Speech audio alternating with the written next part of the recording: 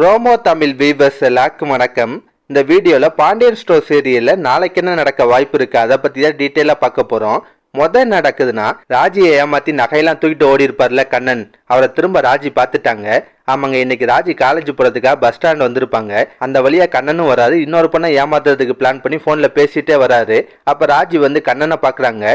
கண்ணனை பார்த்தோம் ராஜிக்கு பயங்கர ஷாக் ஆகுது. கண்ணனுக்கும் அதே மாதிரி தான் இருக்கும். அதோட தான் இன்னைக்கு சீரியலை முடிச்சிருந்தாங்க. இதுக்கப்புறம் நடக்கும்னா, ராஜிக்கு பயந்து கண்ணன் தப்பிச்சு ஓடுவார். பின்னாடியே ராஜியும் விரட்டிகிட்டே ஓடுறாங்க. ஒரு கட்டத்தில் ராஜி வந்து உதவிக்கு ஆளை கூப்பிடுறாங்க. அவனை பிடிங்க, அவன் திருடேன்னு சொல்லிட்டு சத்த வைக்கிறாங்க. அதை கேட்டு அங்கேருந்த எல்லாருமே ராஜி கூட சேர்ந்து அவங்களும் கண்ணனை விரட்டுறாங்க. ஆனால் ராஜி ஓடும் போது ஒரு இடத்துல தடுமாறி கீழே விழுந்துடுறாங்க. கண்ணனும் ஒரு வயல் காட்டுக்குள்ளே விழுந்து எப்படியோ ஓடி தப்பிச்சிடுறாரு. அப்போ அந்த வழியாக கதிர் வருவார். ஆமாங்க, கதிர் வந்து இப்போ ஆக்டிங் டிரைவராக வேலை பார்த்துட்டு இருக்காருல, அப்படி சவாரி போயிட்டு இருக்கும்போது வழியில் ராஜியை பார்க்குறாரு. என்ன ஆச்சுன்னு விசாரிக்கிறாரு. ராஜியும் நடந்த விஷயத்தெல்லாம் சொல்கிறாங்க.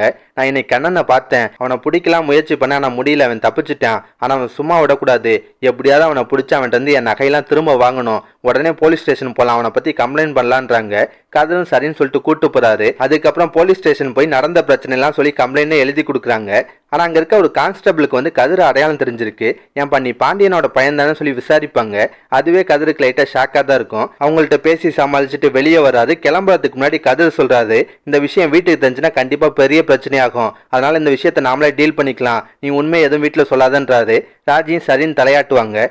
இதுக்கப்புறம் என்ன நடக்க வாய்ப்பு இருக்குன்னா, ஒன்று போலீஸ் வந்து கண்ணனை பிடிச்சி ராஜியோட நகையை மீட்டு கொடுத்துடலாம். ராஜியும் அந்த நகையெல்லாம் கொண்டு போய் அவங்க அப்பாட்டையும் சித்தப்பாட்டையும் விட்டு எறிவாங்க. இந்த நகைக்காக தானே இத்தனை நாள் பிரச்சனை பண்ணீங்க, இந்தாங்க அவங்க நகைன்னு சொல்லிட்டு விட்டு எறிவாங்க.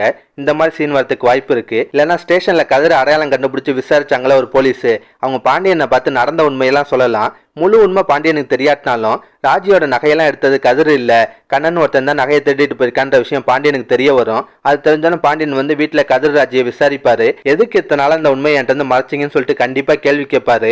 இது மூலியமா ராஜி கதிரோட கல்யாணத்தில் நடந்த குளறுபடியெல்லாம் வெளியே வருமா வராதா?